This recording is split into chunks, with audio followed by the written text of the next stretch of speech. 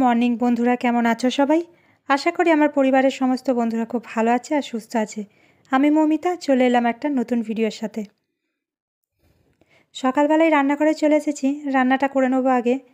আজকে যদিও স্কুল ছুটি রয়েছে, বাড়িতেই রয়েছে। এটা মোহরমের দিনে তোলা ভিডিও। মোহরমের দিনে স্কুল ছুটি ছিল, তবুও সকাল সকাল রান্নাটা করে নেবো, কেননা হাজব্যান্ড বেরোবে, হাজব্যান্ডের কাজ আছে, একটু বেলাও হয়ে যাবে ওনার ফিরতে, দুপুরে হয়তো লাঞ্চের সময় আসতে পারবে না। সেই জন্য যেদিনে একটু দূরে যাওয়ার থাকে আমি চেষ্টা করি ভাতটা যাতে খেয়ে যেতে পারে সকালবেলায়। সেই জন্য আর কি ভাত আর তরকারি করে নেবো। আর আজকে একটু সাম্বার বানাবো। রাতের বেলায় আমি সাম্বারের জন্য কিছু কড়াই ভিজিয়ে রেখেছিলাম। আমি সাম্বার বেশিরভাগ যখনই বানাই সবজির সাথে ডালটা তো মেশাই, আর সাথে এখন কিছু কড়াইও মিশিয়ে দিই। এই 2-4 রকমের কড়াই যেরকম ঘরে থাকে সেই রকম আর কি। রাতের বেলা ভিজিয়ে রেখে দিয়েছিলাম, আর সকালবেলা না আগে একটু নুন দিয়ে সেদ্ধ করে নিয়েছি, আর এই দিয়েই সাম্বারটা বানাবো। আর আজকে যে বিষয়টা নিয়ে কথা বলবো, যে কি করলে, কি এমন করলে তোমরাও অন্যদের থেকে সম্মান পাবে। আসলে আমরা প্রত্যেকেই চাই আমাদেরকে মানুষজন সম্মান করুক, আমাদের পরিবারের, আমাদের পাশাপাশি বন্ধু-বান্ধব, প্রতিবেশী আমাদেরকে সম্মানের সাথে কথা বলুক, ভালো ব্যবহার করুক। আমরা প্রত্যেকেই চাই এই জিনিসটা। যদিও আমরা সবাইকে রেসপেক্ট করে চললেও অনেক সময় অনেকেই আছে যারা আমাদেরকে সম্মান করে না, যদিও সেটা বাহ্যিক ব্যাপার। তবে পরিবারের মধ্যে পরিবারের মানুষজন যদি একটু সম্মান করে চলে, একটু ভালো ব্যবহারটা করে, সেটা আমাদের জীবনে অনেকটাই প্রভাব পড়ে, আর খারাপ ব্যবহারটাও যেমন অনেকটা প্রভাব ফেলে। তাই কী এমন করলে আর কোন গুণগুলো থাকলে তুমিও কিন্তু সবার কাছ থেকে সম্মান পাবে, সেই বিষয়ে আজকে কথা বলবো। আর এখানে দেখো আমি সাম্বারটা বসিয়ে দিয়েছি। প্রথমে সমস্তটা সেদ্ধ করে নিয়েছি, তারপরে সবজিগুলোকেও ভেজে নেবো, ভেজে নিয়ে তারপর বসিয়ে দেবো। আমি যেমনভাবে প্রতিদিন করে থাকি সেই একই প্রসেসেই করব। যাই হোক, প্রথমেই যেটা বলবো, যে কোনো পরিস্থিতিতে মনে মনে রেগে গেলেও নিজেকে সংযত ও শান্ত রাখার চেষ্টা করো। অনেক সময় পরিস্থিতি এমনই থাকে যে রাগ হওয়াটা হয়তো খুব স্বাভাবিক ব্যাপার, কিন্তু রাগ কন্ট্রোল করাটা কিন্তু তোমারই হাতে। রাগ দেখিয়ে মানুষের সাথে খারাপ ব্যবহার বা বাজে কথাবার্তা বলে থাকলে কিন্তু কখনোই তুমি অন্যের থেকে সম্মান পাবে না। অন্যকে ছোট করে বাজে আচরণ করে তুমি অন্যের থেকে সম্মান কিভাবে এক্সপেক্ট করতে পারো, তাই না? তাই নিজের ব্যবহারটা আগে ঠিক রাখতে হবে। যদিও অনেক ক্ষেত্রে ব্যবহার ভালো রাখলেও সম্মান পাওয়া যায় না, সেটা বাহ্যিক ব্যাপার যেমন আমি বললাম। তবুও যতটা পারা যায় নিজেকে সবসময় শান্ত রাখতে হবে, নিজের ব্যবহারটাকে ভালো রাখতে হবে। আর তোমার আচরণ যদি নমনীয় হয়, তোমার চোখে মুখে যদি অন্যের প্রতি ভালোবাসা, দয়া থাকে, তাহলে দেখবে তুমিও কিন্তু অন্যের থেকে সম্মানিত হবে বা তুমিও সম্মান পাবে। এখন বলবো দ্বিতীয় পয়েন্ট, নিজে সবসময় বেশি কথা বলবে না এবং অন্যের কথাগুলো মনোযোগ দিয়ে শোনার চেষ্টা করবে। দেখবে তুমিও অন্যদের থেকে সম্মান পাবে। নিজের কথার গুরুত্ব তো আমরা প্রত্যেকেই দিই, তবে কি জানো তো, অন্যদের কথার গুরুত্বটাও ততটাই প্রয়োজন। তোমার সামনে থাকা মানুষটিকে যদি তুমি বলার সুযোগই না দাও, তাহলে সেই মানুষটি তোমাকে কি করে সম্মান করবে? সম্মান তো দূরের কথা, সেই মানুষ তোমাকে গুরুত্বও দেবে না। নিজের বলার আগে অন্যের শোনাটা কিন্তু খুব জরুরি। যখন কেউ কিছু বলছে তখন তোমার উচিত একটু অপেক্ষা করার, তার কথা শেষ হলে তারপরে তুমি তোমার বক্তব্য রাখো। তাহলে কিন্তু সেই ব্যক্তি ভাববে যে তুমি তাকে প্রাধান্য দিচ্ছ, তার কথায় মনোযোগ দিয়ে তার কথাগুলো শুনছো। আর সেই ব্যক্তি কিন্তু খুশি হবে এবং তোমাকে আরও বেশি সম্মান করবে, সম্মান দেবে। তাই নিজের কথা বলার আগে কিন্তু অন্যের কথাগুলো শোনাটা খুব প্রয়োজন। আর নিজেকে একটু ধৈর্য দিয়ে, একটু ধৈর্য সহকারে মনোযোগ দিয়ে যদি শান্ত রাখা যায়, তাহলে কিন্তু সম্মান পাওয়ার যোগ্য তুমিও হবে। আর এখানে দেখো সাম্বারের সাথে না বেসনের একটা ব্যাটার করে নিয়েছি, পেঁয়াজি বানাবো বলে, পেঁয়াজ ধনেপাতা দিয়ে। কিছুটা এখন বানিয়ে দেবো, হাজব্যান্ড খেয়ে যাবে। আর বাকি ব্যাটারটা রেখে দেবো, সেটা দুপুরের জন্য ফ্রিজের মধ্যে রেখে দেবো, আবার দুপুরবেলা বার করে না করে নেবো। এমনিতেও ওয়েদারটা ঠান্ডা রয়েছে, ফ্রিজেতে রাখার প্রয়োজন নেই।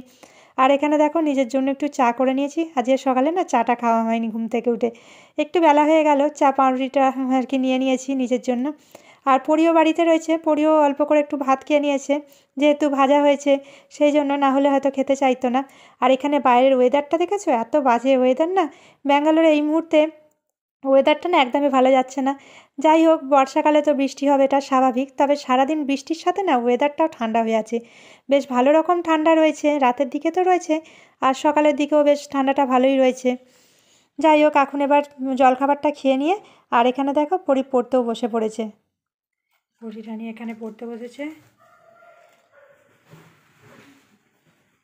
আর পরীর ড্রয়িংটা তোমাদের দেখানো হয়নি, আর যে ড্রয়িংটা দেখাই, একটা ড্রয়িং করেছিল এই যে।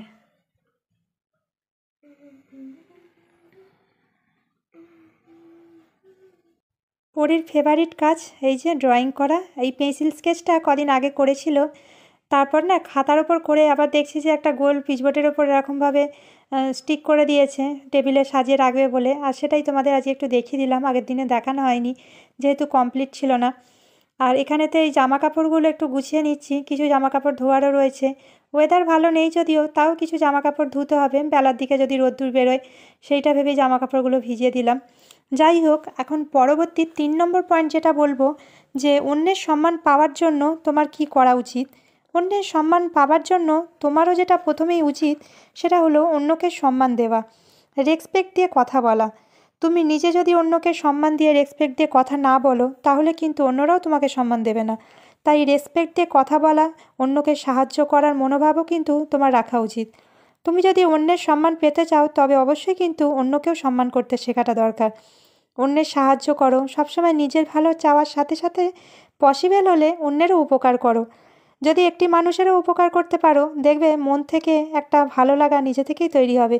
আর সেই ভালো লাগাটা নিজে ফিল করতেও পারবে, যে কারো সাহায্য করলে, কারোর উপকার করলে তা যেন মন থেকে হয়, শুধুমাত্র লোক দেখানো যেন না হয়।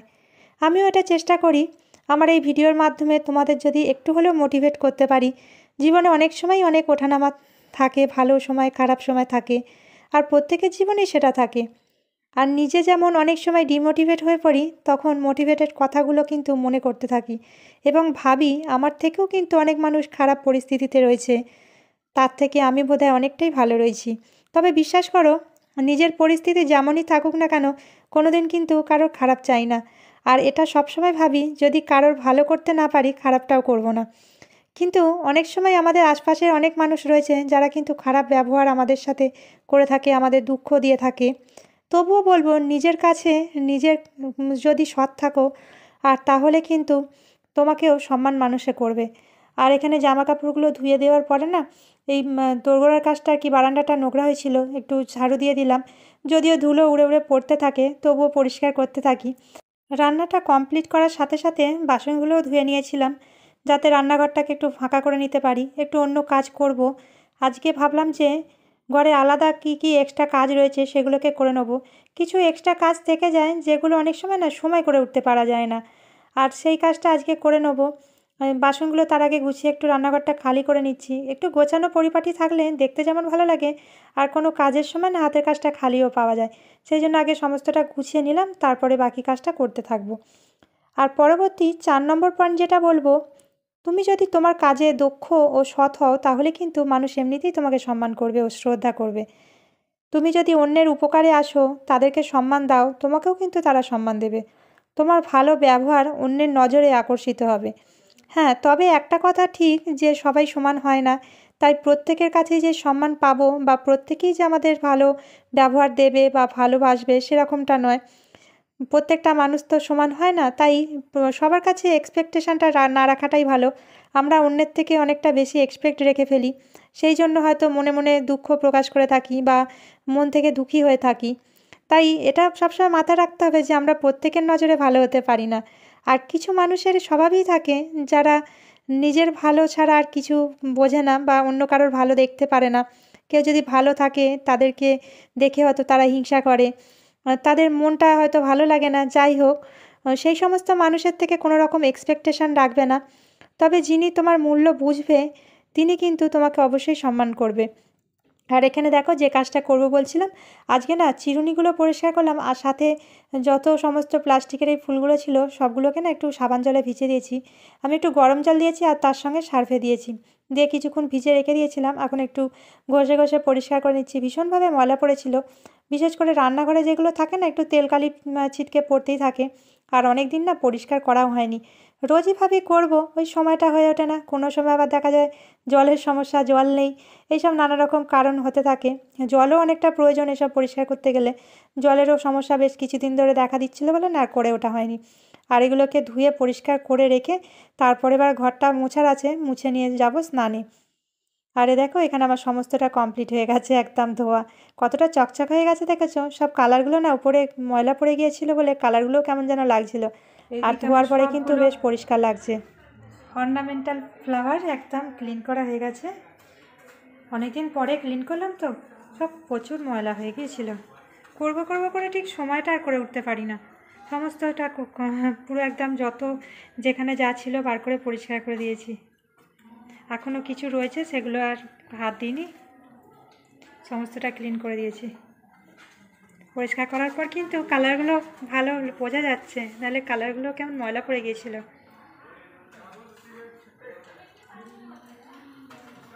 গাছগুলোকেও সব একটু রোদে দিয়ে দিলাম, কদিন পরে রোদ্দুর বেরিয়েছে।